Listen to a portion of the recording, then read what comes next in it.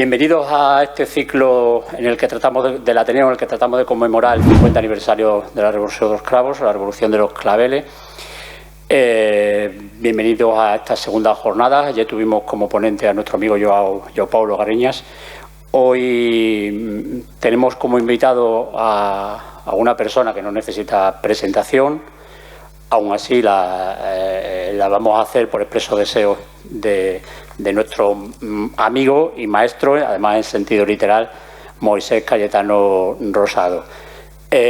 Moisés Cayetano Rosado es probablemente, y bueno, casi con seguridad y sin falsa modestia, quizás el mayor experto en el asunto que nos trata de la Revolución de los Claveles. La Revolución, por lo que celebramos el 50 aniversario, y Moisés pues probablemente lleve 40, si no más, años investigando y conociendo sobre el tema. La trayectoria de Moisés, como ya digo, de todos conocido, porque es una persona muy popular en Badajoz y además también muy popular al otro lado de la raya, de modo que vive a caballo de la raya y además también literalmente en la frontera, en la raya, a raya, y bueno, y su evolución desde su inicio, desde que ha sido una evolución entre la literatura, ha pasado de la poesía a la prosa y de la prosa a la investigación y fundamentalmente a la divulgación.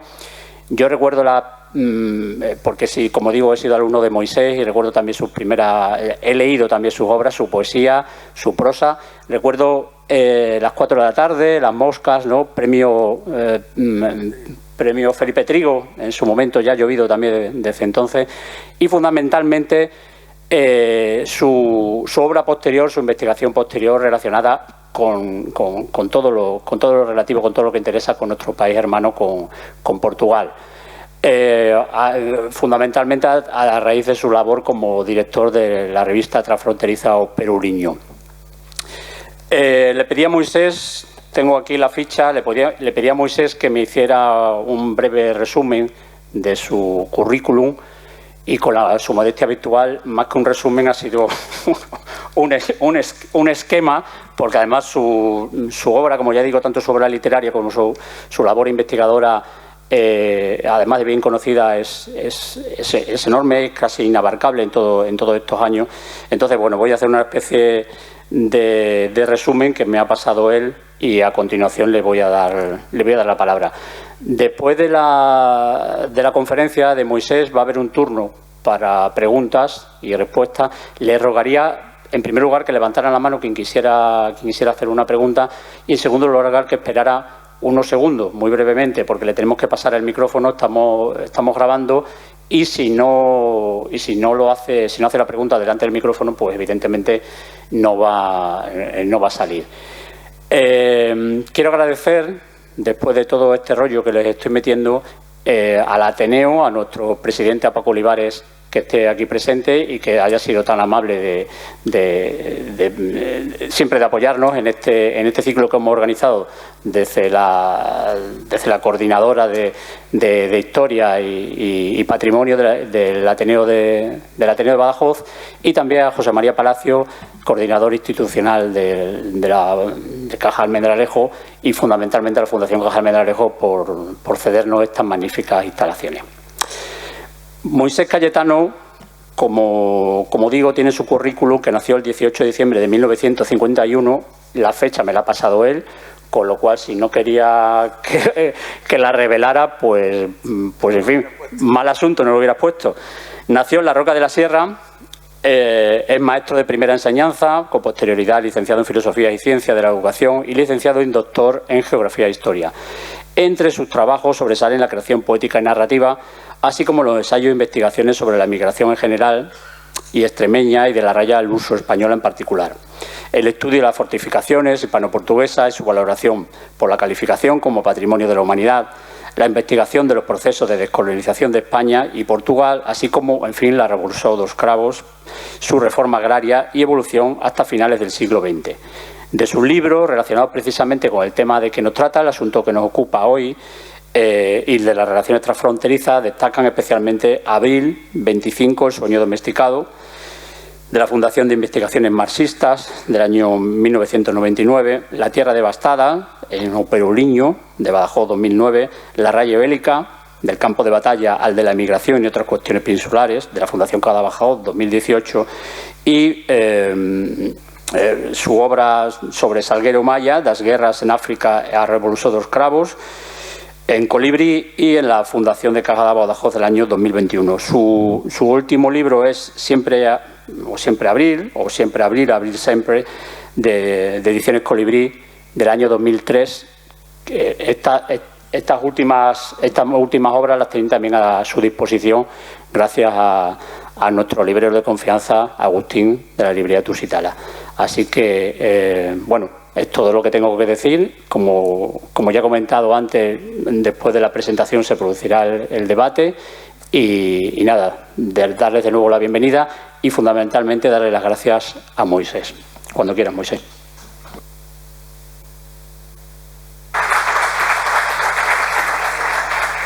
Bueno, muchas gracias por la presentación, por el recuerdo de cuando fuimos compañeros, uno a un lado de una mesa y otro de la otra, en el Instituto Zurbarán, y a todos por la asistencia, ¿no? Espero que podáis llegar al fútbol, porque si no, entonces, entre que haber hecho venir para acá y luego no ver el fútbol, podréis terminar odiándome. A ver, el tema de la Revolución dos Cravos a mí me resulta cada día más difícil de explicar. Y a veces incluso más difícil de entender.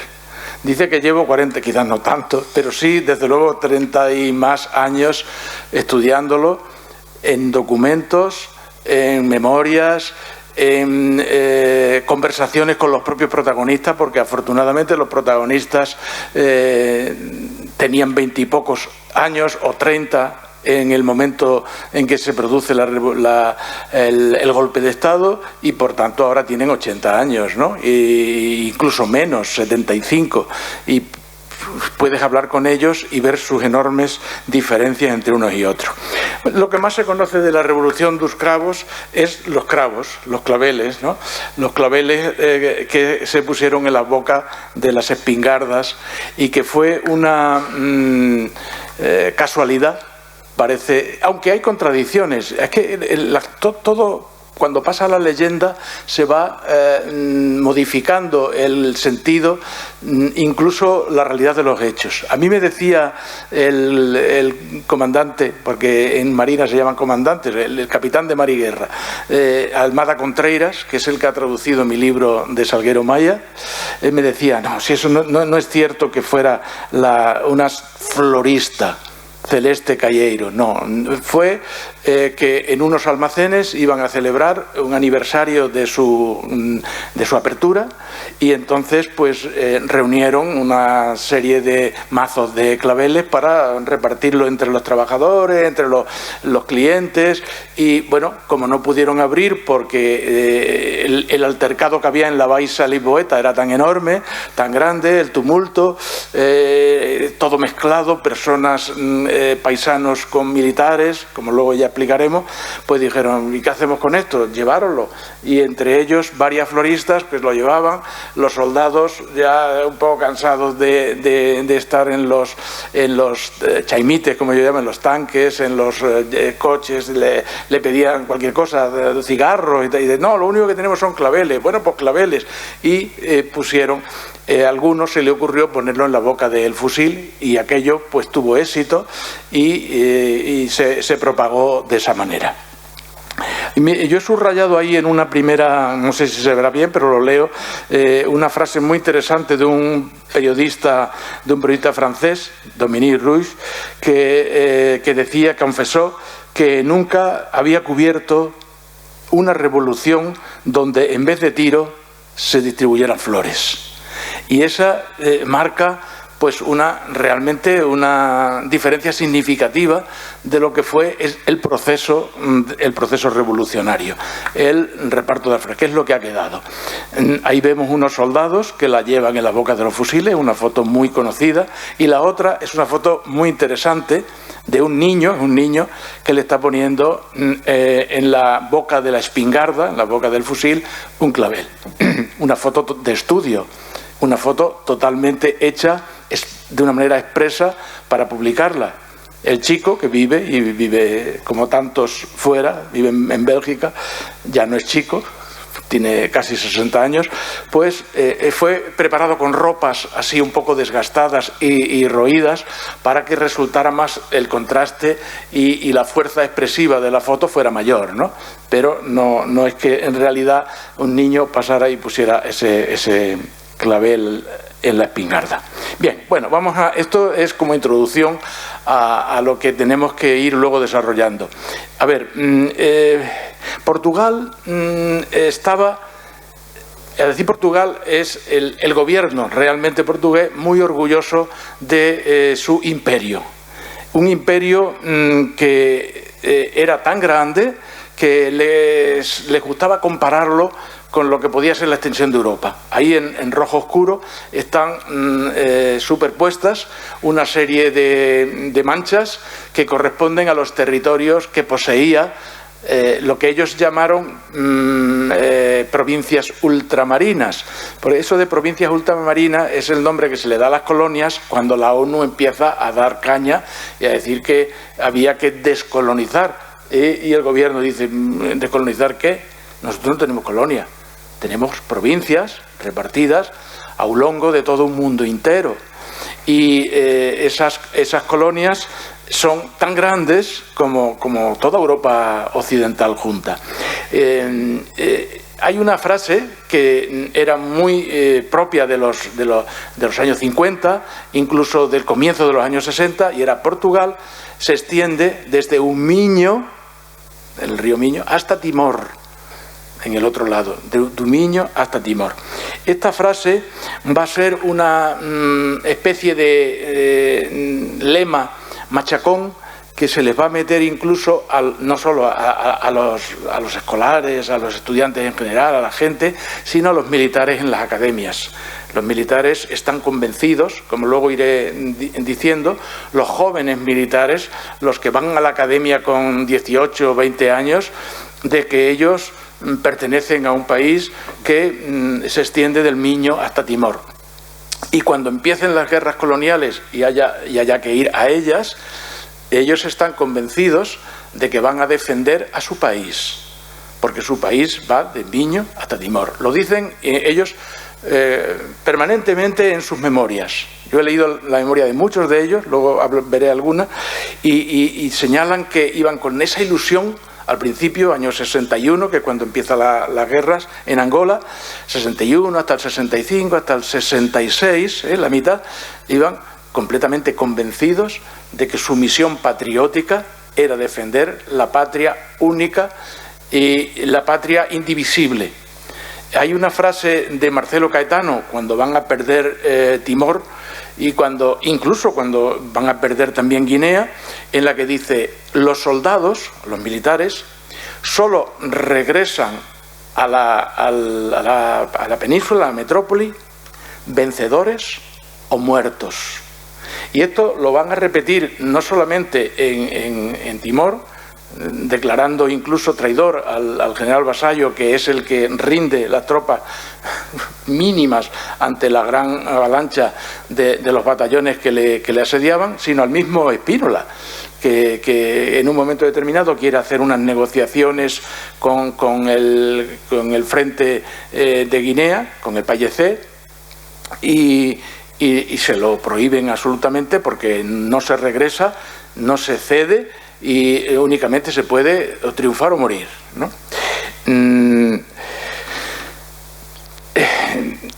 En los precedentes de la guerra, yo no lo veo muy bien de aquí, sí, están. Los precedentes de la guerra van a ir ligados a una serie de masacres que se van a cometer en los distintos lugares donde está presente el colonialismo portugués.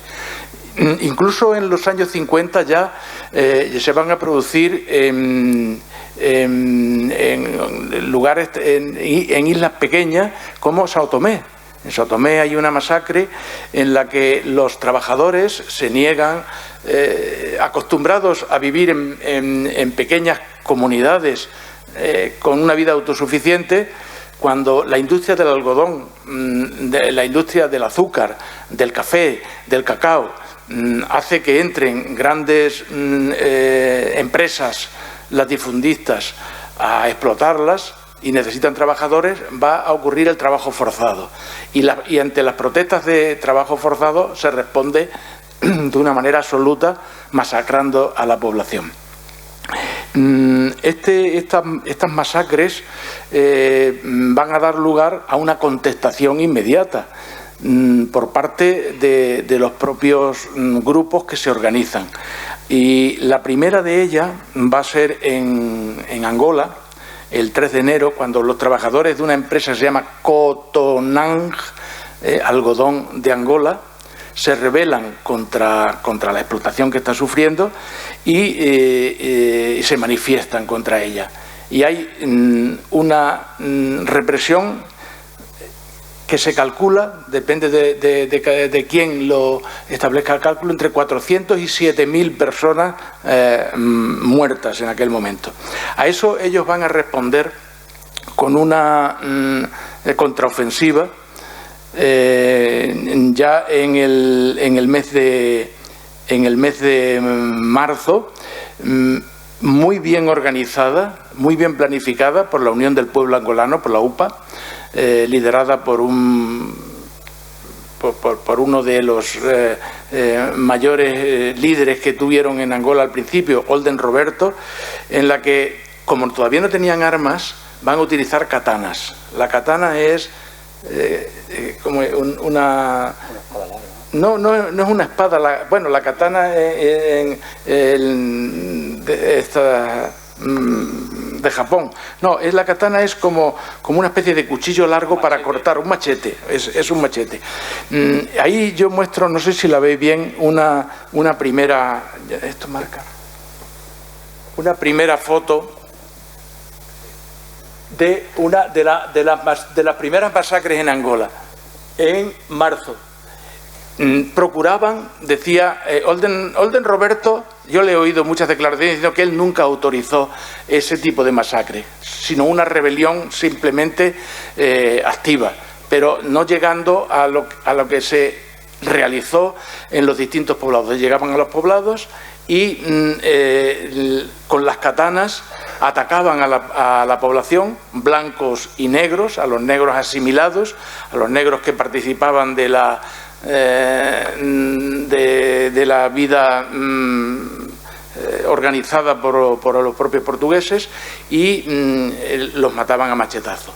Los mataban y los descuartizaban, porque lo que querían es sembrar el terror. Ante eso ya se va a organizar el primer movimiento de guerra. Y el primer movimiento de guerra, en marzo de 1961, va a tener lugar en Angola. Los muertos que se van a producir en esta especie de contrainsurgencia, a partir del 15 de marzo del 61, están calculados en 20.000. Estamos hablando de unas cantidades realmente importantes. Y más teniendo en cuenta que el ejército portugués todavía no estaba suficientemente bien organizado, porque en el fondo eran zonas pacificadas aún, en las que había muy poca guarnición, muy pocos militares al servicio. Con la descolonización de los países limítrofes es cuando se va a producir una especie de lugares de asentamiento de lo que son los grupos revolucionarios que entran en el territorio, como veis siempre en territorios fronterizos, entran, cometen la acción, es una acción, así se le llamaba por parte del gobierno, terrorista, hacen una acción terrorista y se retiran, porque las guerras de ultramar nunca fueron unas guerras de campo abierto, nunca fueron unas guerras de enfrentamientos, sino que eran unas guerras de sorpresa, una guerra de guerrillas. Y en estas guerras de guerrillas, en medio además de la manigua, de la selva, es muy fácil cercar a las tropas que se desplazan de un sitio a otro. Nunca, por eso a veces se dice, pero si luego las ciudades estaban pacificadas. Sí, porque donde se va a producir los enfrentamientos y las masacres van a ser en las pequeñas facendas, en las haciendas, allí es donde estaban asentados los colonos, precisamente los colonos con menos medios de defensa. Salguero Maya es uno de los capitanes de Abril que primero se da cuenta de que allí está ocurriendo algo extraño, que ellos están defendiendo a una idea de unidad en cuanto a Portugal extendida por todo el mundo y que no corresponde con lo que realmente la gente que hay allí está pensando. Y él hace esta comparación. Vamos a ver, los portugueses en el 1140 iniciamos la creación de un reino extendido del norte, desde la zona de Guimarães, desde la zona de Porto hacia el sur, creando una patria en contra de los invasores, que llaman los musulmanes. Después, en 1640, hicimos una guerra contra España, porque la unificación que hizo del territorio peninsular no era aceptada por los portugueses. Y es que ellos, estos de aquí, los angolanos, los mozambicanos, los guineanos, no tienen derecho a hacer lo mismo. Nosotros luchamos por la independencia, ellos están luchando por la independencia. Luego, si al principio pensaba, cuando hace su primera comisión en Mozambique, que defendía a Portugal de Miño hasta Timor, ahora piensa que está del lado errado.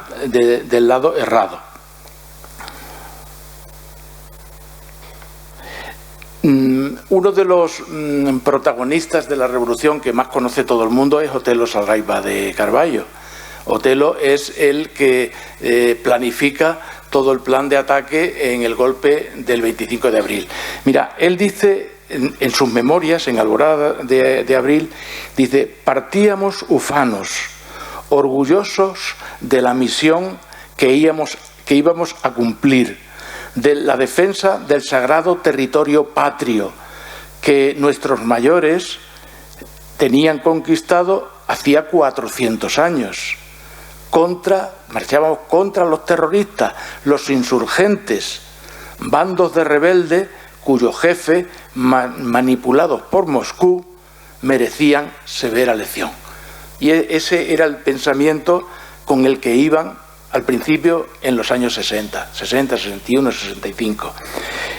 Más adelante dice: el contacto permanente con las poblaciones del interior, los ejemplos viriles de dignidad de los nativos y de la indignidad de muchos blancos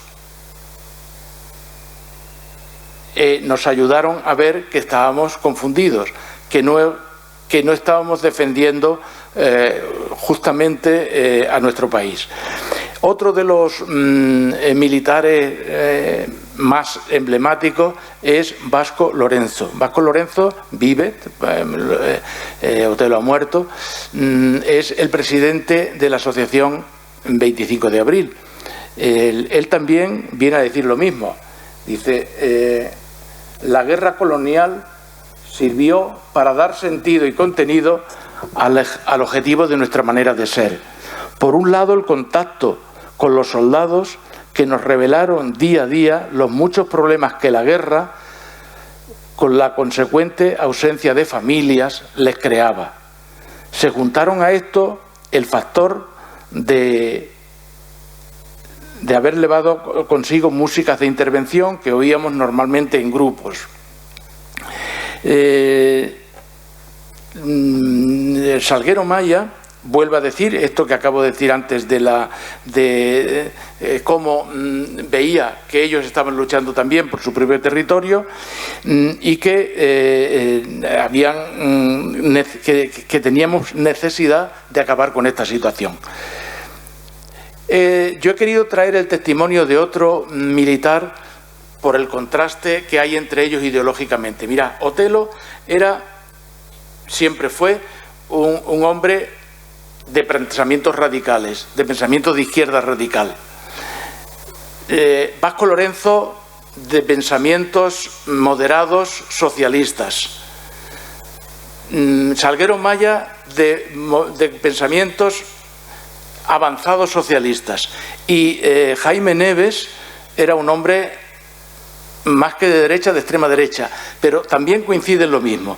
Dice, la imagen de los negros, de los pretos, tratados como ganado, nos marcó de tal manera que entramos en revuelta, llegando a gritar contra el comandante. Al final, aún hay esclavitud, hay esclavismo en Portugal, se pregunta Jaime Neves. Dice, tenga una tremenda discusión con el administrador de una zona que le llamó a él novato y que le dice que no sabía nada sobre los problemas de Mozambique. Vocés no sabe sobre el modo que como media docena de blancos consiguen dominar la colonia.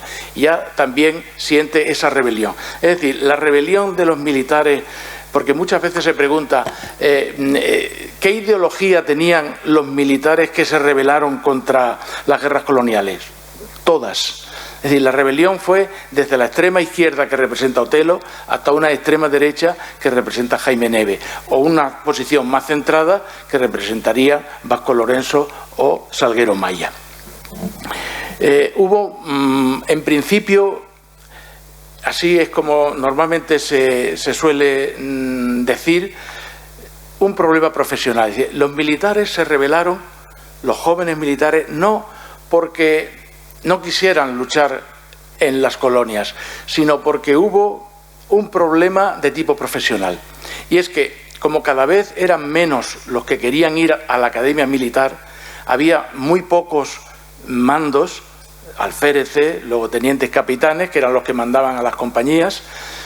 Se necesitaba nuevos profesionales y, repito, como la academia bajaban continuamente de número, se pensó por parte del gobierno que aquellos que iban a hacer el servicio militar como mandos,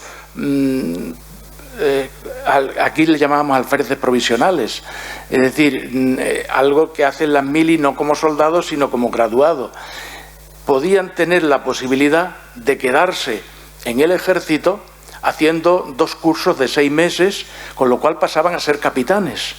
Entonces, una persona que entra a hacer la mili porque tiene no una carrera completa, sino incluso algunos simplemente con el bachiller,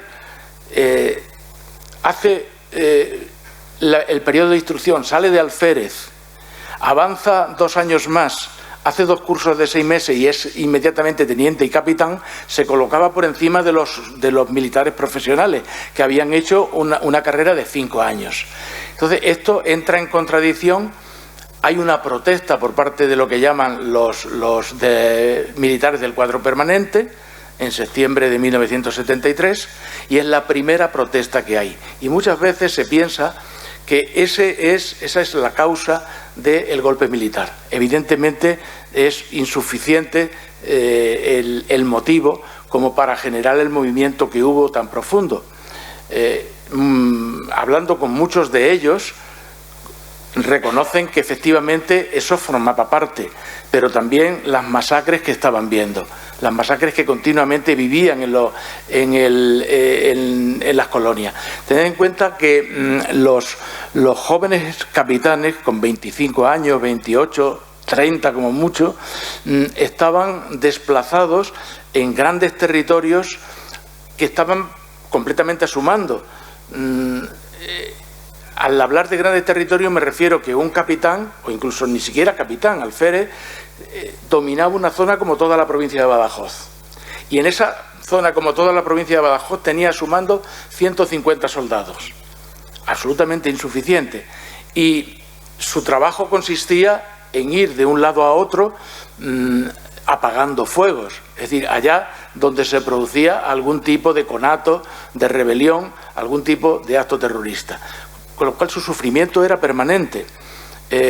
Salguero Maya cuenta también lo cuentan cualquiera de estos otros que he nombrado, como van por una de estas picadas. Picadas es un camino entre la floresta, y de pronto estalla una bomba y sale volando por el aire los camiones, porque la forma de lucha que tenía la insurgencia era la mina antipersona y la mina antitanque, ante lo cual era muy difícil el control, porque todo es una inmensa selva.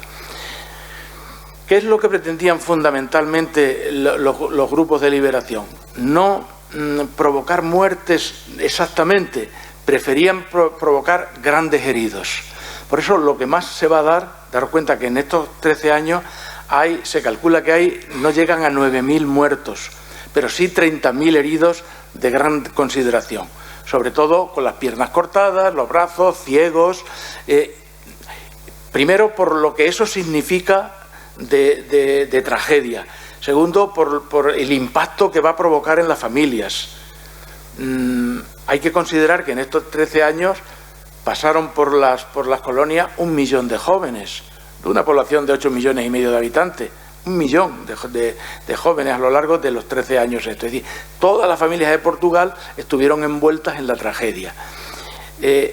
Haciendo grandes heridos, van a conseguir que 4 soldados tengan que llevar una camilla y queden impedidos para cualquier acción, con lo que ese grupo de 120, 140 soldados están atendiendo heridos y pueden sufrir más adelante otro ataque. Y esa era la acción continua que estaban padeciendo.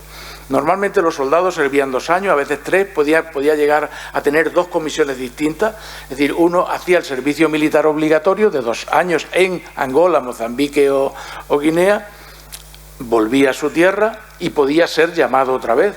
Los que hemos hecho el servicio militar obligatorio sabemos que durante, no me acuerdo cuánto, 12 o 14 años uno seguía a disposición del ejército y te podían llamar en cualquier momento, de nuevo, y algunos eran llamados 2 veces, incluso 3 veces. Y por lo que se refiere a los militares profesionales, eso era permanente. Hacían lo que se llama una comisión de 2 años en uno de estos 3 territorios, volvían a origen para preparar soldados durante 1 año o 2, volvían a otra comisión, de nuevo a origen para hacer otra preparación, volvían a comisión y algunos habían hecho hasta 4 comisiones de servicio en las distintas zonas. Todo esto les va a llevar a ellos a planificar algún tipo de rebelión. Es decir, se junta lo profesional, que era lo mínimo, con la tragedia tremenda que se estaba viviendo y así se diseña lo que es el golpe. Primero hubo otro conato el 16 de marzo de 1974 en Caldas de Raíña. En Caldas de Raíña se preparó una salida hacia Lisboa para tomar el poder. Es algo que no está muy aclarado. Parece ser que el batallón de Caldas de Raíña pensaba que había acuerdo con otros cuarteles, pero al final la planificación fue tan mala que lo hicieron un fin de semana, con lo cual al llamar a Santarém, Salguero Maya dice, pero si aquí está todo el mundo de permiso, y además todas las armas se han trasladado a la Margarita, que era una de las zonas donde tenían guardado el armamento. Igual ocurre con la llamada a distintos cuarteles de Lisboa. Aún así salieron y al llegar cerca de Lisboa reciben el aviso de que nadie les ha apoyado y se tienen que volver para atrás. Parece ser que el grupo que avanzó eran espinolistas. Alguien me ha preguntado por Spínola. Los espinolistas era un grupo de militares admiradores tremendos del general Spínola que realmente querían tomar el poder por su cuenta. Es decir, no estaban seguros, incluso Spínola lo dice, de que el movimiento de las Fuerzas Armadas fuera a ser un movimiento fiable y no un movimiento guiado por las presiones de Moscú, por los comunistas, como le gustaba mucho decir a Spínola, y precipitan un golpe, intentan un golpe creyendo que todo el mundo iba a arroparlo. No se produce y casi todos ellos, 200, pasan a la prisión. En Lisboa se decía que los militares no se atrevieron a avanzar porque los capitanes que lo dirigían recibieron una amenaza cuando se estaban aproximando a Lisboa. Y es que el primer capitán que entrase tenía que casarse con la hija de Américo Tomás. Y era muy fea. Y entonces, pues bueno, lo cuentan así como un chiste, ¿no? Bien, preparan la ofensiva sabiendo que el gobierno está ya alerta, pero piensan que va a coincidir con el 1 de mayo. Y Otelo comprende que eso hay que adelantarlo. Y hay que adelantarlo al 25 de abril, unos días antes, cuando aún no se han podido preparar las tropas gubernamentales. Y ese mapa que pongo ahí refleja fundamentalmente cómo se distribuyeron las fuerzas. A ver, sí. Casi todo se centra en Lisboa, claro está, pero no solo en Lisboa. Muchos de los actuales capitanes, el otro día en Porto me lo recordaba uno, Durán Clemente, me decía: no os centréis en la figura de Salguero Maya, que la figura de Salguero Maya no es la revolución de los cravos, es uno más. Y ocurre lo siguiente: Otelo, cuando planifica el ataque coordinado por todo Portugal, está sobre todo queriendo que se controlen las fronteras.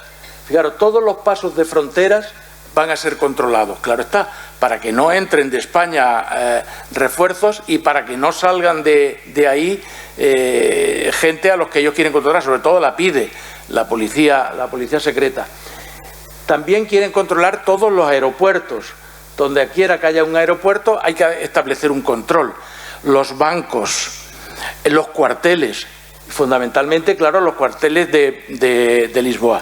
La cuestión que plantea el estratega, que es Otelo, es: hay que buscar una figura que sirva de cebo, que centre la atención de las fuerzas gubernamentales, para que mientras todos los demás hagan las auténticas acciones importantes del golpe de Estado, es decir, la toma de los aeropuertos, la paralización del tráfico aéreo, la toma de todas las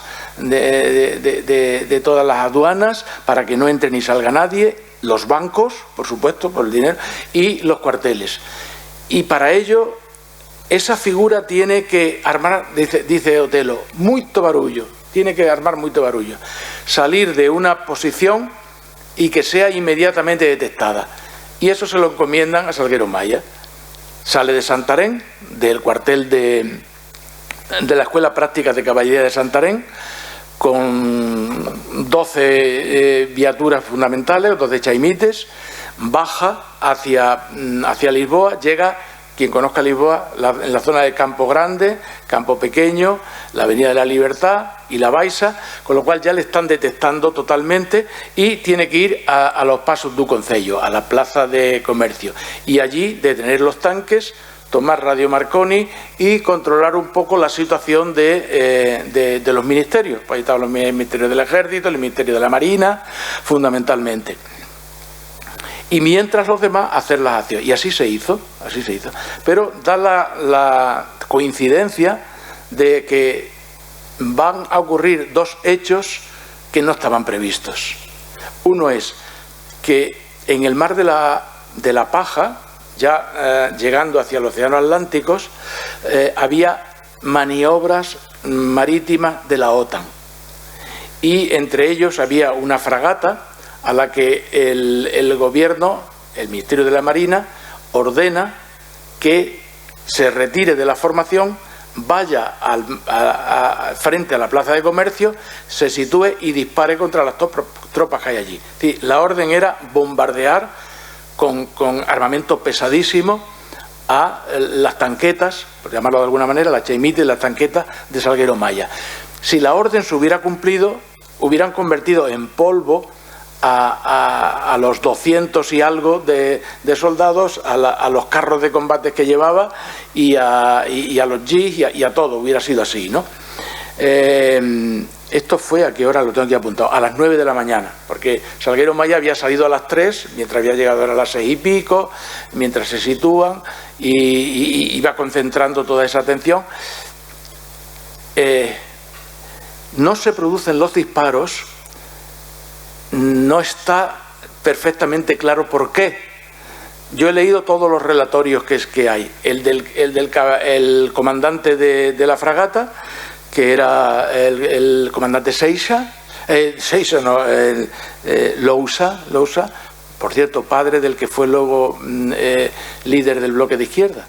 Bueno, pues él en su relatorio dice: nunca intenté disparar, solamente levantar el armamento para tirar unas salvas. Y los oficiales que le acompañaban han testimoniado en su relatorio que sí intentó disparar. Bueno, es una palabra contra la otra.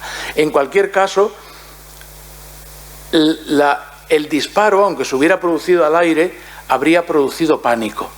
Porque a aquella hora, a las 9 de la mañana, la plaza de comercio ya estaba llena de gente. A pesar de que los distintos comunicados que hicieron más de 14 comunicados a lo largo de la noche y la mañana, que hicieron el movimiento de las Fuerzas Armadas desde el cuartel de mando, era que la población no saliera a la calle, que nadie se atreviera a moverse porque era un enfrentamiento militar y podía haber una masacre. Entonces, la población, en lugar de meterse en las casas, lo que hizo fue lo contrario, es decir, salir de una manera masiva. Lo habéis visto en las fotos, ¿no?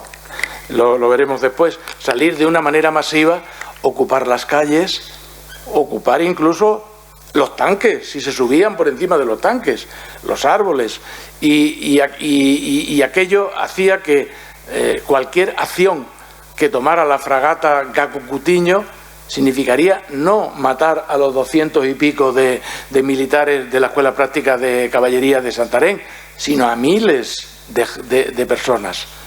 Entonces no se produce, y la fragata lo que hace es levantar los cañones y retirarse, volver a la formación. Bueno, eso ya centra una atención, ya hace, pero una atención no de entretenimiento como la que pretendía Otelo, sino de tensión. Allí se están produciendo hechos graves, ¿no? Bien, apenas media hora después aparecen por la Ribera das Naus, no sé si conocen dónde está el mercado de Ribeira. Bueno, situémonos en el puente 25 de abril, hacia adelante, entonces se llamaba Puente Salazar. Aparecen tanques de los de verdad, tanques de los que llevan ¿cómo se llama esto? Las cadenas. Unos tanques que son como 4 veces las chaimites que tenía Salguero Maya, y se sitúan en 2 calles paralelas y avanzan hacia la plaza de comercio. Cuando Salguero Maya es informado, bueno, lo está viendo, que avanzan hacia ellos, decide conversar, decide avanzar hacia un diálogo con ellos. Se producen 2 diálogos, pero por resumirlos y centrarlos, en esos diálogos, el brigadier, general de brigada, al mando de las fuerzas de artillería que avanzaban, manda a disparar contra Salguero Maya. Manda a disparar los enormes maquinarias de guerra. Bueno, ya no hubiera quedado ni polvo de ello. El alférez que está al mando, Fernando de Sotomayor, se niega. Dice que de ninguna manera él va a disparar contra compañeros, y no va a disparar, además, como había gente por detrás. Es detenido, se lo llevan fuera, y al Cabo Costa cabo tirador le ordena al general con la pistola a la mano que dispare. Y el cabo dice, en principio dice: yo no obedezco más que las órdenes de mi comandante, es decir, del alférez. Avanza abriendo la pistola, dice: no, voy a intentarlo, y lo que hace es cerrar el tanque, quedarse dentro y no disparar. Y entonces esa situación ya está centrando todo, mientras se están produciendo hechos fundamentales. Ya se está ocupando el aeropuerto, que por cierto, la ocupación del aeropuerto fue muy interesante, y es que siempre iba un enlace. Costa Martín es un capitán que está esperando que lleguen los refuerzos de Mafra para tomar el aeropuerto, pero no llegan, porque se habían equivocado de camino, no conocían bien por dónde había que ir. Y entonces el capitán, ni corto ni perezoso, entra en la torre de control y con la pistola en la mano los detiene a todos. Él lo consiguió, él solo detiene y paraliza el tráfico aéreo. Y al momento luego llegan los otros. Bueno, y así se están produciendo por todas partes hechos. Por cierto, tengo que mencionar que se ocupan todas las fronteras menos las de Elvas. Elvas la de Calla no sé. ¿Por qué? Porque el cuartel de Elvas no se subleva. El segundo comandante, Andrade y Silva, era hijo del ministro del Ejército. Y bueno, parece que había ahí una relación de intimidación que no fue vencida por los militares de ahí. Bueno, y esa quedó en suspenso. Fue la única que no se sublevó. El otro día el coronel del Museo Militar, ahora un Museo Militar, me lo estuvo contando, me estuvo diciendo cómo se desarrollaron los hechos. Fuera así.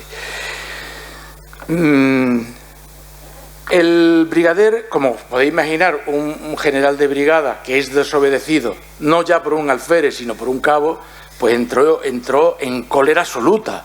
Entró en una cólera y ya desatado por completo. Pistola en mano, y aquí ya hay versiones, uno que dispara al aire, otro que se le encasquilló, pero parece ser que lo que quiso es disparar él directamente contra Salguero Maya, contra el teniente Asunción, que era otro lado que iba, y contra un alférez, que espero que el mes que viene esté aquí en Badajoz para hablar con nosotros en una presentación que haremos, con un alférez que se llama Maya Loreiro. Y incluso a uno de los tenientes, Asunción, logró abofetearlo. El otro respondió con un saludo. Bueno, y al ver que aquella situación no se resolvía, que no le acompañaba ni el coronel que iba al mando, ni el mayor comandante que nosotros le llamamos, se retira con el G y se va. La gente en aquel momento entra en un griterío absoluto. Victoria, victoria, victoria. Y hay una foto muy bonita, no sé si a alguno le suena, yo creo que no la he puesto, en la que aparece Salguero Maya mordiéndose el labio de abajo, así, y otro haciendo la señal de victoria. Salguero Maya confesó que se mordía el labio porque estaba a punto de llorar. Y el que hace la señal de victoria es Maya Loreiro, que espero tenerlo aquí el mes que viene. Aquello ya, dicen ellos, hemos ganado. Bien. Recibe en aquel momento una orden de la zona de mando de Otelo, Saraiva de Carballo, en la que le indica que su misión se ha cumplido, hay que darle una misión nueva. Y la misión nueva era ir a detener a Marcelo Caetano, porque Marcelo Caetano se había refugiado en el cuartel du Carmo. El cuartel du Carmo está en el Alto, en la zona del Chiado. El cuartel du Carmo es de la GNR y la GNR era gubernamental. Entonces el director de la PIDE, que lo sabía todo, claro, le dice a Marcelo Caetano, cuando le indica que hay una revolución en marcha, que está en la calle: ¿dónde me voy? Me voy a qué cuartel, al cuartel du Carmo, que es el único lugar donde tenemos las tropas absolutamente leales. Pero eso fue un error muy grave. Quien conozca Lisboa en el Alto sabe que el cuartel du Carmo es una ratonera, porque todas las calles que dan, además yo cada vez que voy me pierdo, no soy capaz de encontrar nunca el cuartel du Carmo, porque es que no hay manera, son las calles tan estrechas, tan pequeñas, tan quebradas, que es muy difícil llegar a él, pero cuando llegas a él nadie más puede llegar, tú estás ocupando el espacio. Entonces, Ir al cuartel du Carmo y colocarse alrededor es tenerlo cercado en absoluto. Bueno, pues Otelo duda si darle el mando en ese momento a Jaime Nebel, que os había contado que es un hombre de extrema derecha, muy impulsivo, tremendamente colérico, o dárselo a Salguero Maya. En ese momento piensa que quizás como es tan... Era un comando, era un de tropas de asalto, el Jaime Nebel, dice, bueno, mejor que vaya a atacar a las mocedades portuguesas y a la PIDE, va a tener un papel más relevante. Y Salguero Maya que vaya a esta misión que es un poquito más suave desde ese punto de vista. Otra vez tiene la suerte de estar en el lugar cierto. Cuando se toma el cuartel du Carmo, en el largo que hay allí en la plazoleta, va a estar prácticamente todo el día negociando la entrega de Marcelo Caetano. ¿Qué ocurre? Que aparecen no solamente ya masas inmensas de gente en los tejados, en los árboles, subiéndose a los tanques. Yo voy a mostrar aquí alguna... Eso luego vuelvo para atrás. Mira, esta es la foto que yo decía, veis ahí a Salguero Maya, ahí no se ve bien, pero está mordiendo el labio, y Maya Loreiro está haciendo la señal de victoria. Pero la gente en la calle, esta foto no está preparada, como la que vimos antes. Mira, el soldado está tomando posiciones en tierra en la zona del Largo du Carmo. Pero al lado hay un niño ahí haciendo la V de victoria, al lado del sentado, y detrás hay otros más. Mirad cómo estaba el Largo du Carmo de gente, o por aquí, totalmente lleno, es decir, rebosando, subidos en todas partes. Vamos para atrás, cuando Junqueras Reis es mandado otra vez por el gobierno, por el ministro del Ejército, por Andrade y Silva, no confundir con Andrade de Silva, que va a venir también a Badajoz. Andrade de Silva, luego, a ver si me da tiempo, partió, era entonces teniente, da la casualidad que se llamaba igual. Bueno, pues cuando el ministro del Ejército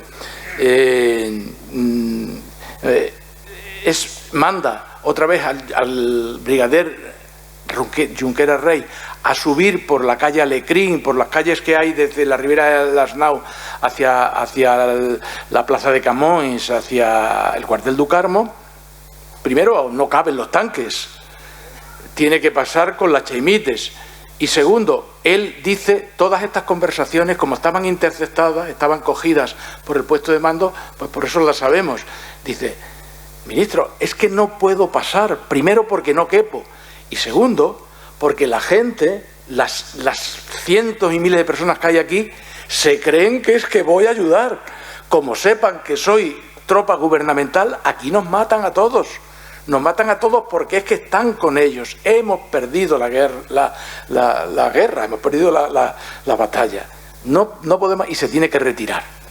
Y además se tiene que retirar, tiene que tener mucho cuidado, porque las tropas de Estremoz, aquí, de Estremoz, han sido enviadas para ir primero a ocupar el puente 25 de abril. Como allí no hay problema, le dan otra misión, siempre es así, ¿no? Le dan la misión de ir a auxiliar a Salguero Maya en el Largo du Carmo. Entonces, Junqueras Rey está metido en una tenaza. Por un lado, las tropas de Salguero Maya, por otra, las tropas de Estremoz, del regimiento de caballería de Estremoz. Y por cierto, luego fue el regimiento el que tomó un poco más abajo la PIDE, el centro, la PIDE. Sabéis que se puso muy nervioso, dispararon tiros y mataron a dos jóvenes, ¿no?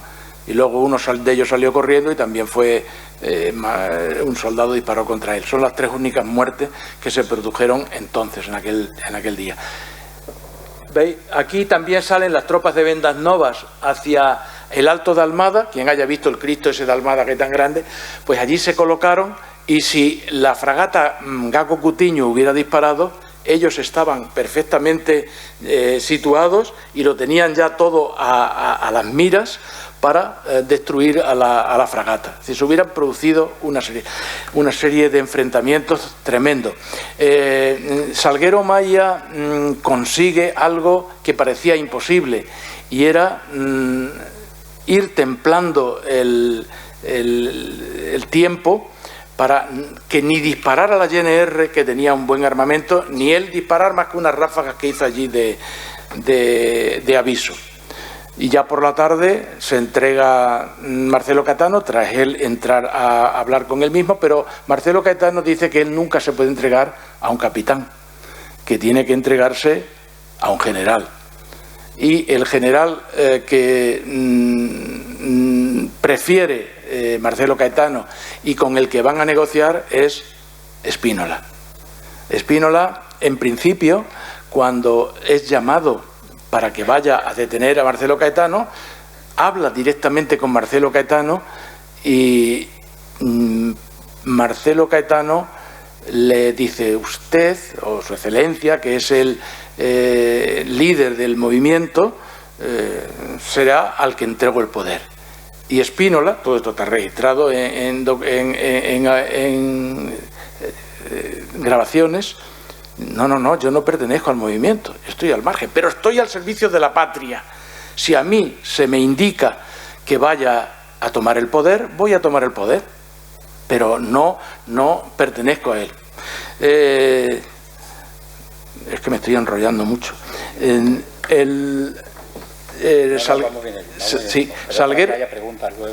Salguero Maya dice que cuando llega Spínola, lo tiene escrito en su memoria, él le hace la continencia, es decir, el saludo. Dice: ni siquiera respondió a mi saludo. Y empieza ya él a tener ahí una cosa rara. Entró cohibido, entró asustado, y cuando salió, como todo fue muy bien, salió como un cabo de guerra. Todo eufórico, todo, y le vitorea el pueblo, vitorea al gran Salvador, vitorean al que ha acabado con la dictadura, vitorea a aquel que ha conseguido acabar con las guerras coloniales, Spínola. Sin embargo, el papel de Spínola es un papel que, si queréis, damos una conferencia de un par de horitas y a lo mejor resolvemos algo con respecto al personaje. Mira, ahí muestro, para que se vea un poco la cantidad de fuerzas que participaron. Es decir, en todos los sectores hay una serie de regimientos que están interviniendo, aunque lo centramos todo en esta figura de la que estoy hablando. Y estos croquis están elaborados directamente por Salguero Maya, cómo se distribuyeron en la plaza de comercio, por dónde venían los enemigos, dónde estaban ellos, y aquí en el Largo du Carmo. Mirad, todo está muy apelotonado. Esta es la fragata Gago Cutiño, mirad ahí, en el punto de mira que tiene a la Cheimite. Este es cuando van a parlamentar. Observar por un lado los tanques, los enormes tanques estos, la maquinaria fortísima de guerra, la suya, un poquito bastante menor, y Salguero Maya en el medio. Aquí está Marcelo Caetano con Silva Pais, que era mayor, era comandante, que le llamamos nosotros, que es el que le aconseja que vaya al Largo du Carmo. Y en esta fotografía vemos a Salguero Maya con el megáfono instándole a que se rinda. Bueno, antes de seguir voy a contar un par de anécdotas para que no os aburráis tanto. Estas cosas tienen sus anécdotas curiosas, igual que aquello que hablé antes de que el que entrase tenía que casarse con la hija de Américo Tomás. Pues cuando se iban aproximando a Lisboa por Campo Grande, Salguero Maya iba hablando por el teléfono con el puesto de mando, y de pronto se dio un golpe que casi, dice él, casi me rompo la cabeza con el cristal del jeep. Y pregunta: ¿qué ha pasado? ¿Qué pasa? Y le dice el soldado: meu capitán, el semáforo está en vermelho. Y pero, ¿cómo que el semáforo está vermello? Adelante, pon las sirenas y adelante. Es decir, había un respeto al semáforo, ¿no? Luego, cuando están en los pasos de Concello y Salguero Maya es consciente, bueno, lo saben ya, le indican por teléfono, porque las comunicaciones eran una maravilla, cómo habían conseguido. Os digo que unos días antes estuvieron poniendo cables por todo Lisboa, el ejército, digamos, los sublevados, poniendo cables tranquilamente, ¿sabes? Bueno, lo tenían todo lleno de cables. Y Casta, que está el ministro del ejército, el ministro de la defensa y el ministro de la marina. Y dice Salguero Maya al puesto de mando, a Otelo. Óscar, porque era el nombre clave. Óscar, no puedo tomar el ministerio del ejército. ¿Por qué? Dice, porque solo soy un capitán y dentro hay generales. Tiene que mandar a un puesto mayor, a un jefe. Y entonces cuando manda a un comandante, que era Jaime Neves, y a un teniente coronel para que hagan las funciones de cogerlo, porque él decía que reglamentariamente el reglamento no permitía que un capitán apresara a un general. Mientras tanto, mientras llegan los otros, consiguen hacer un butrón con el palo de la bandera, con la parte de hierro, abren un agujero y se fueron por detrás a donde estaba el brigadier Junqueras Reis. Son estas cosas así curiosas. Bueno, allá voy a los personajes, pero yo quería contar dos cosas más. Cuando por fin ya entregan a Marcelo Caetano, que por cierto, Spínola Marcelo Caetano le dice, ¿cómo salgo con esa plebe que hay fuera que me pueden linchar? Y Spínola dice, bueno, por detrás del cuartel du Carmo hay una puertecilla, una ventana, podemos poner una silla, se sube y sale por detrás. Y él dice, nunca un presidente de gobierno ha entrado por la puerta principal y tiene que salir por la puerta principal. Pero es que ese es su problema. Yo tengo que salir por la puerta principal. Y entonces es cuando Salguero Maya consigue meter una chaimite de marcha atrás en la puerta. Tienen que hacer unas maniobras tremendas para que entre. Esa chaimite, esa tanqueta está en el Museo de Elvas. La podéis ver. Se llama Bula, la chaimite Bula. La han preparado ahora, está preciosa, está muy bien remozada. Cuando llegan al cuartel de Pontiña, que es donde está el cuerpo de mando, y entregan a Marcelo Caetano, llega de Spínola, y otra vez se enfrenta ve a Salguero Maya, lo ve que el capitán dice, capitán, ¿qué tropa manda? Pues está, dos compañías. Dice, no, un capitán no puede mandar dos compañías, eso es un mayor. Y le manda un mayor, Manuel Monge, espinolista, hágase cargo de las compañías. Y dice Salguero Maya, menos mal que el mayor tuvo la delicadeza de no hacerle caso, porque es que después de lo que había pasado lo van a relevar del mando en el último momento. Bueno, y a partir de ahí pues ya se va a producir una inflexión muy grande, como hemos visto. El pueblo está con MFA, estas son pegatinas de la época, movimiento de las Fuerzas Armadas y Pueblo, la Unión, en fin, todo estupendo.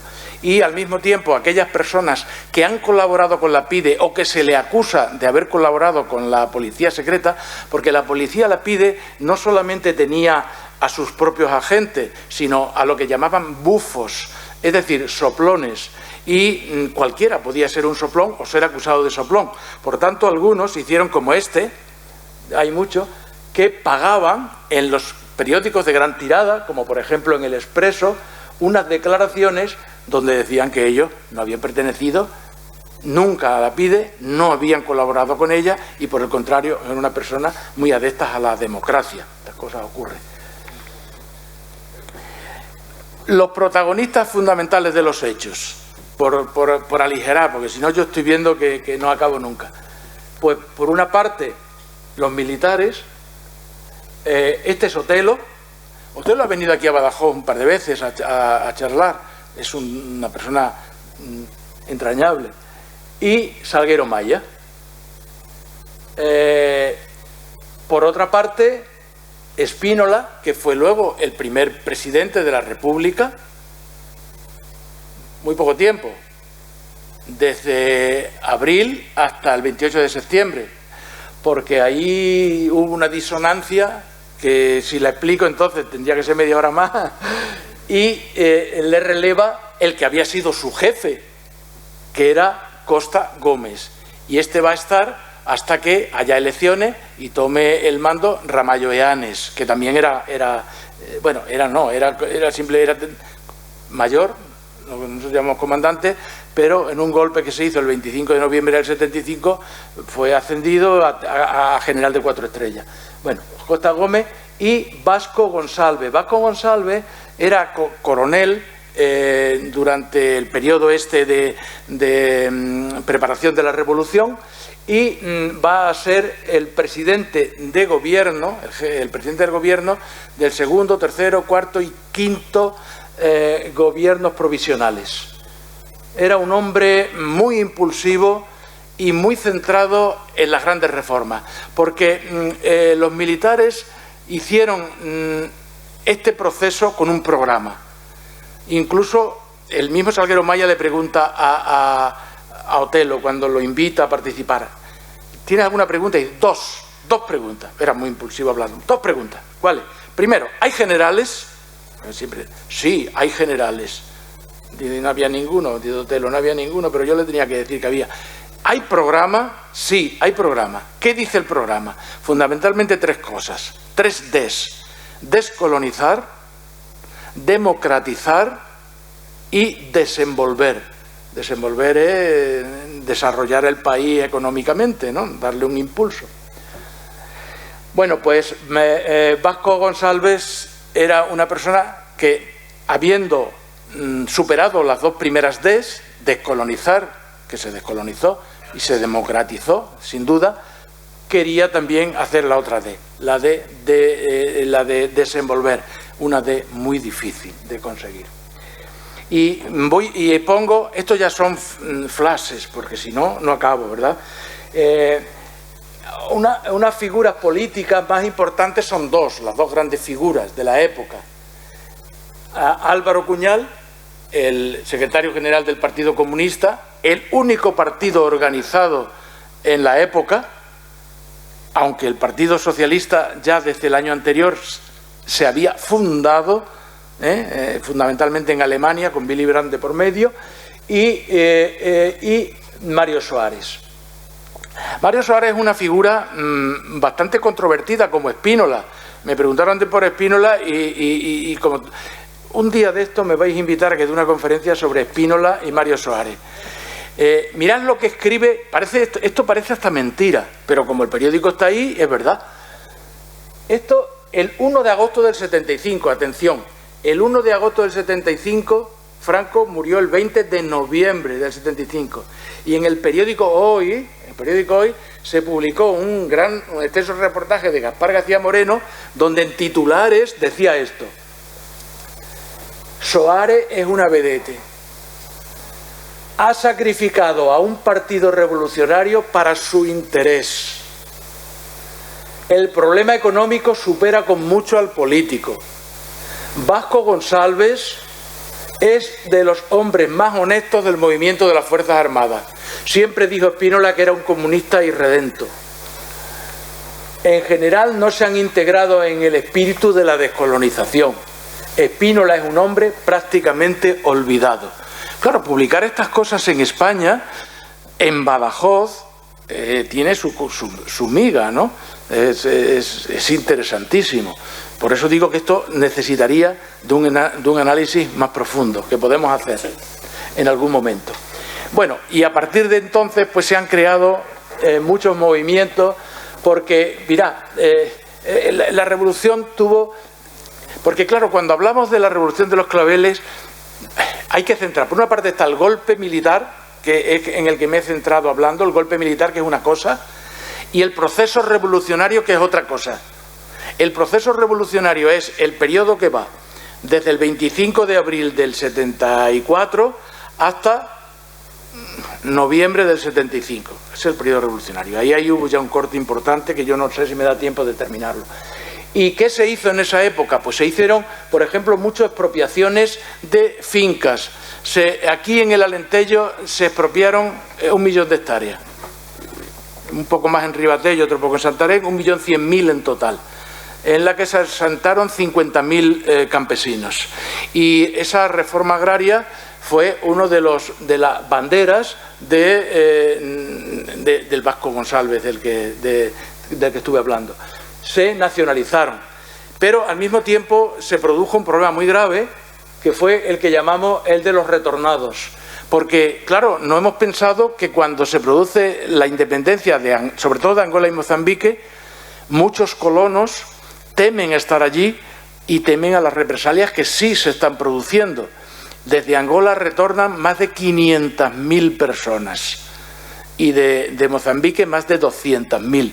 Y eso ocasiona un gran problema de ubicación, sobre todo de ubicación. Ayer Riñas hablaba de cómo, por ejemplo, en Elba fue en el Hotel Don Luis fundamentalmente y en unas especie de barracones que hubo también en el barrio de Boafé. Pero imaginaros cómo fue en Lisboa y en otros lugares así.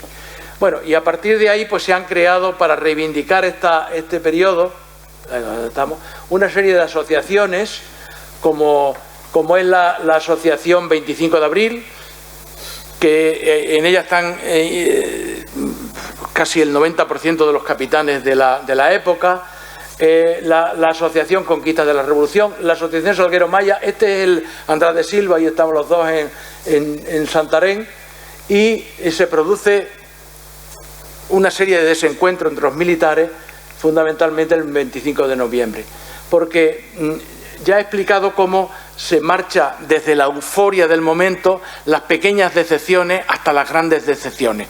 Como voy acabando ya, leo solamente las últimas frases que dijo Salguero Maya en su libro de memoria.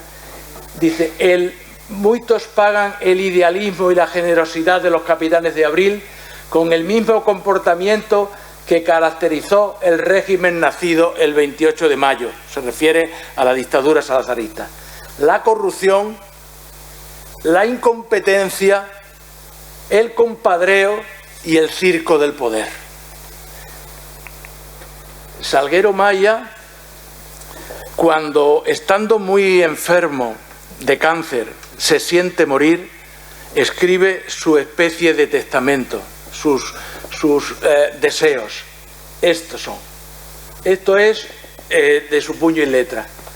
Determino que deseo ser sepultado en Castelo de Vide, donde había nacido, en el suelo, en campa rasa, y utilizando la caja más barata del mercado, o el transporte del mismo debe hacerse por el medio más económico, de preferencia en vehículo militar. Durante el funeral, solamente la presencia de los amigos, a quien pido que entonen Grándola Vilamorena y la marcha del MFA. A esto Vasco Lorenzo, que era muy amigo suyo, dice, dice que Salguero Maya le había comentado: voy a pedir que se cante en mi funeral Grándola Vilamorena, porque habrá muchos individuos que oportunísticamente van a querer quedar en la fotografía de mi funeral, y los voy a forzar para que canten, o por lo menos para que lo oigan cantar. Es decir, la revolución tuvo este problema con los propios protagonistas, un problema que hace que muchos de ellos, me he saltado uno de ellos, que es el Pezaraz Correia, dice: cedimos el poder y perdimos nuestra propia carrera militar. Los grandes protagonistas de la Revolución de los Claveles fueron todos perjudicados en sus propias carreras. Le pregunto a Vasco Lorenzo: ¿y por qué? Dice: nunca nos perdonaron, nunca, ni nuestros superiores, ni los políticos que hiciéramos la revolución. Este es el sentimiento que tiene. Yo ya esto lo dejo, ¿verdad? Lo de la Constitución lo dejo. Sí, eso ya para sí, porque la Constitución ha tenido tantos cambios que desde la primera a la siguiente son irreconocibles. Pero escribió una cosa Rebelo de Sosa. ¿Sabéis quién es Marcelo Rebelo de Sosa, presidente de la República? Cuando todavía no era el presidente, era profesor de Derecho. Dice, todas las reformas constitucionales han sido anticonstitucionales. No obstante, y ya sí que acabo, porque si no... mira, aquí lo dice Pedro Correa. No obstante, mirad lo que pone en el preámbulo todavía, ahora, miradlo en Internet, buscarlo. Asegurar el primado del Estado de Derecho democrático y abrir camino para una sociedad socialista. Aún dice eso la Constitución de Portugal. Ya está, ¿no? No. Bueno, muchas gracias. Pues muchas gracias.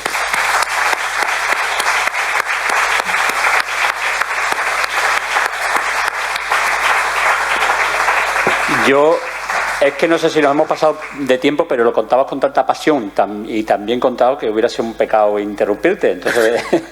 Entonces prefería que siguieras hablando y siguieras contándolo, porque además nos hemos dejado muchas cosas por el camino y esto da para mucho más.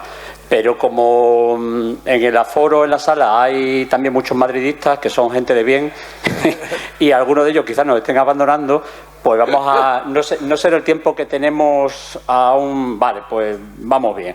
Vamos a entrar un poco en el debate y si alguno de ustedes quieren hacer alguna pregunta, por favor, en primer lugar, levante la mano y en segundo lugar...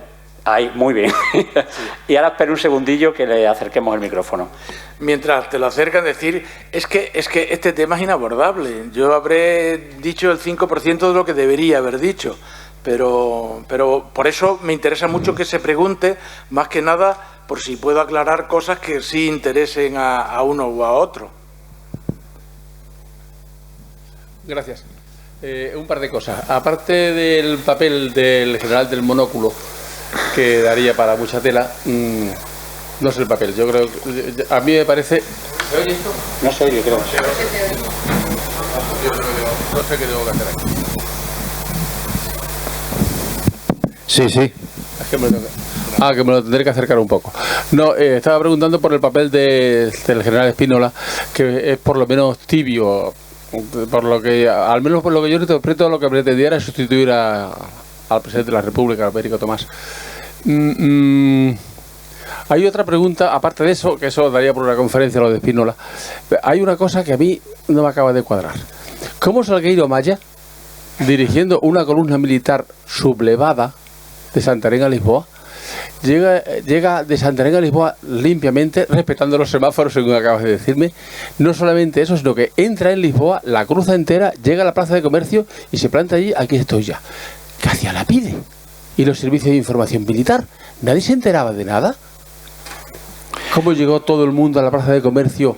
O sea, parece que todo el mundo lo sabía menos la PIDE. ¿O quién tenía que saberlo? ¿O es que estaba todo el mundo compinchado? Me pierdo ahí. Sí, a veces se considera que teniendo unas bases de información tan fuertes la PIDE no tuviera. Ellos juegan con que los servicios de información creían que se iba a producir con el 1 de mayo. Porque como había habido un golpe militar, el 16 de marzo, consideraban que hasta que no hubiera un momento clave y crucial no se iba a producir otro. Y no contaban con esta preparación. Por otra parte, la PIDE no seguía de una manera tan directa al ejército como a los políticos. Los políticos estaban totalmente controlados. Pero la PIDE tenía un pasado, una trayectoria de colaboración con el ejército muy fuerte. Pues esto no lo he dicho, pero esta es la realidad. Uno de los grandes ideólogos de los programas, que es el comandante mayor, Melo Antúnez, en una pregunta que le hicieron de esta, hablaba, porque le decían, oiga, ¿y ustedes no sabían cómo se comportaba la PIDE? Dice, sí, como todo Portugal, como los alemanes sabían cómo se comportaba la Gestapo, pero nadie hablaba. La PIDE era la base de sustentación de la supervivencia del ejército en las colonias, porque para obtener información la PIDE actuaba con sus métodos. Es decir, cuando alguien era sospechoso de pertenecer a los grupos, como llamaban ellos, terroristas, a los grupos independentistas, la PIDE era la encargada de interrogarlos para darle la información al ejército.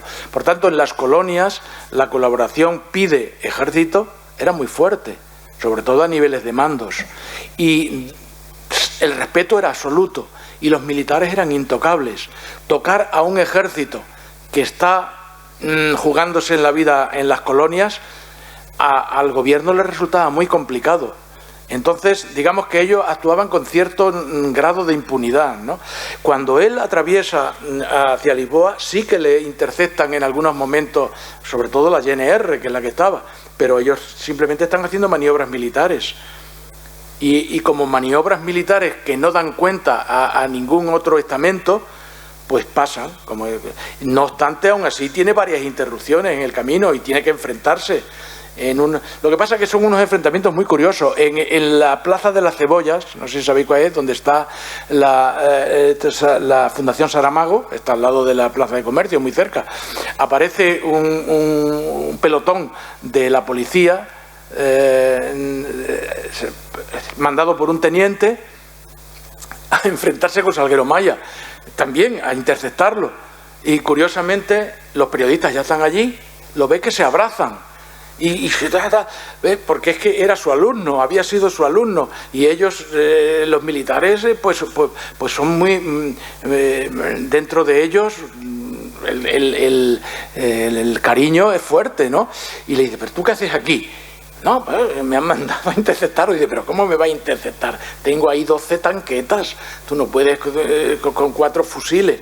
Y se unen a ellos. Es decir, que sí le iban interceptando en distintos momentos. Incluso cuando van a pasar por uno de los lugares estos de portazgo, en un portazgo antes de entrar en Lisboa, también pero no se atreven porque, bueno, van de maniobras. Y en el mismo Santarém. Pero no obstante, sí que toma muchas precauciones. A mí me contaba la mujer de Salguero Maya, Natercia, que para ver cómo su marido pasaba por la calle con el jeep por la noche, a las 3 de la madrugada, abrió un poquito la cortina y asomarse para poder verlo, porque sabía que enfrente estaba la PIDE vigilando. O sea que... Por aquí te habían levantado. Bueno, gracias, Moisés, por tu documentada y amena introducción. Bueno, un poco embarullada. Solo una pregunta muy concreta. ¿Cuál fue la reacción del gobierno español ese día 25, 26, esos días, primero? Pues es una cosa que no está muy aclarada. En principio fue de sorpresa. A ver, nadie puede esperar, nadie...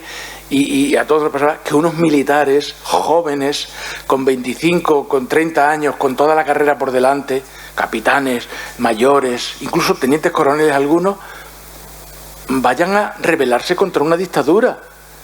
Porque la costumbre histórica era que apoyaran a una dictadura. Y en España, yo entonces estaba haciendo el servicio militar, me cogió en La Palma de Gran Canaria, y yo tenía muchachos, ahora ya, entonces no era, con 25 años que eran capitanes. Madre mía, con una mentalidad jerárquica y muy centrada en su trabajo, en su profesión, sí es verdad, pero bastante reaccionaria. Impensable que ellos hablaran de democracia, ¿no? O que se les ocurriera alguna cosa de esa. Aunque algunos tenían una preparación académica muy, muy buena. Pero...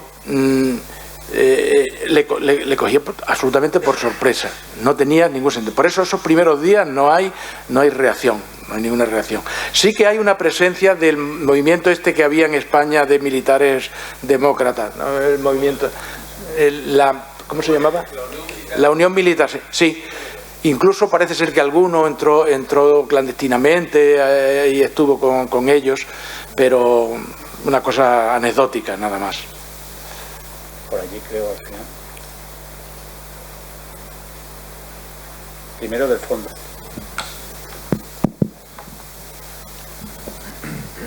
Buenas. Lo primero, igual que ha comentado, muchísimas gracias por este rato que nos has brindado, porque ha sido muy superior a las expectativas que traía, ha sido espectacular.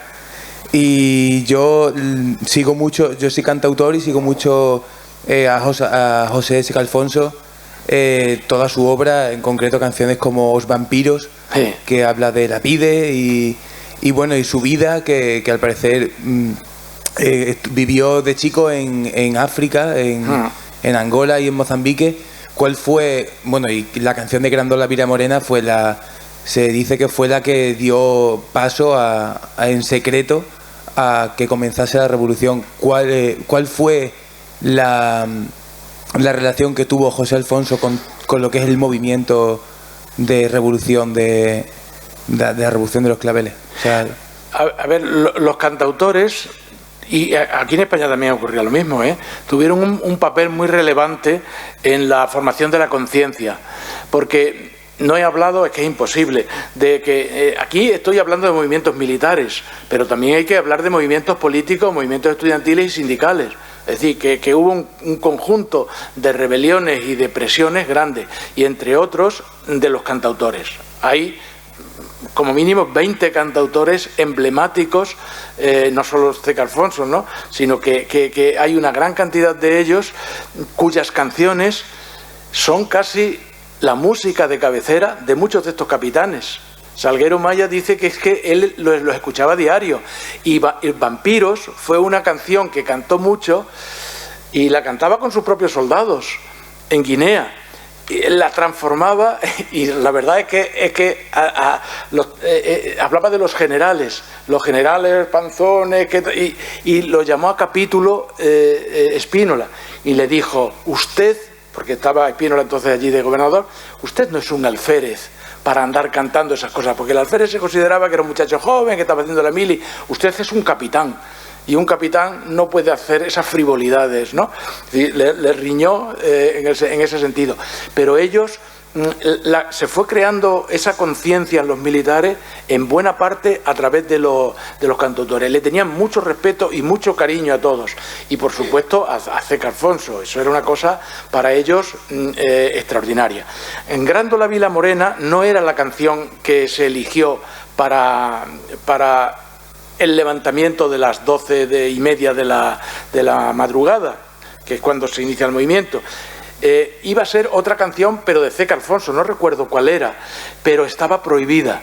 Y entonces le dijeron: no, porque eso puede levantar sospechas, puede hacer que haya problemas ahí, tiene que ser una que esté permitida. Hombre, mire usted por dónde a la censura se le había pasado Grandiola Vila Morena. Tierra de fraternidad, el pueblo es quien más ordena dentro de ti, oh ciudades. Bueno, pues esa canción no estaba prohibida. Los que hemos presentado poemas a la censura, aquí en Badajoz me tocaba a mí muchas veces, sabemos cómo los leían, y a veces ni leían el contenido, sino el título. Si ponía Los Vampiros lo leían, pero si ponía Grandiola Vila Morena, esto es una cosa festiva, ¿para qué voy a entretenerme a leer si me tengo que ir a beber una cerveza? Y Grandiola Vila Morena fue elegida por eso. Por cierto, que la eligió el comandante Almada Contreira, el que ha traducido mi libro, y la eligió porque es muy llamativa, y decía él: he elegido porque yo soy alentellano y es una canción que habla de Alentejo, ¿no? Entonces ese papel de los cantautores, pues a ellos dice que incluso dicen las largas noches de espera en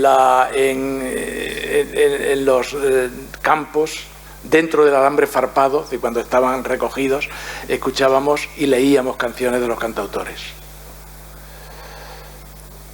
En primer lugar, muchas gracias. Creo que ha sido muy interesante y que además debería de haber una segunda parte que es tanto o más interesante como es el proceso revolucionario, ¿no?, democrático. Bueno, la pregunta iba en la línea de la anterior. Me gustaría que brevemente nos contara un poco cómo fue la toma de Radio Renacenza y el tema de la canción que acaba de decir y bueno, cómo empieza toda esa... Sí. Las tomas fueron muy interesantes, muy suaves. En una de ellas, no me acuerdo si era en Radio Renacenza, llaman a la puerta y le dice el portero que qué horas son esas de llamar. No, es que venimos a tomar el director porque venimos a tomar la emisora. Y dice, y no pueden venir por la mañana en vez de ahora que a estas horas.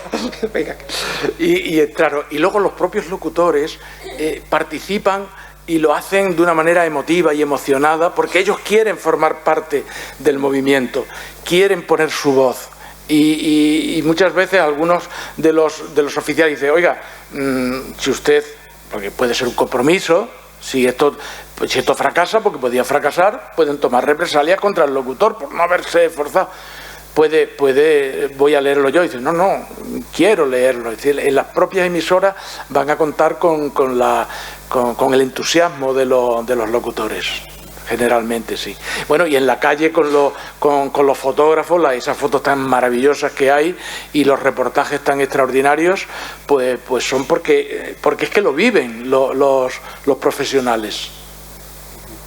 Quería terminar haciendo una breve reflexión, si se me permite, que es comparar con todo lo que nos une, pero las diferencias que tenemos en España y Portugal en estos aspectos, que me llama la atención, que en España un dictador pues acaba con un régimen democrático para implantar una dictadura, un ejército, una parte del ejército, mejor dicho, y en Portugal es una parte del ejército la que termina con una dictadura y no entra al país en una democracia. Luego tenemos también que aquí hay un golpe de Estado y acaban de una república, nos entran en una especie de monarquía sin rey y llega la democracia y tenemos una monarquía, pero es que en Portugal hay una república y el golpe de Estado continúa con la república y después llega la democracia y sigue la república. Es que es paradójico que la diferencia que hay entre un país y otro con lo que nos une muchas otras cosas, ¿no? Muchas gracias. ¿Alguna otra pregunta? Bueno, pues ahí se hace falta. Ahora viene la buena. Sí.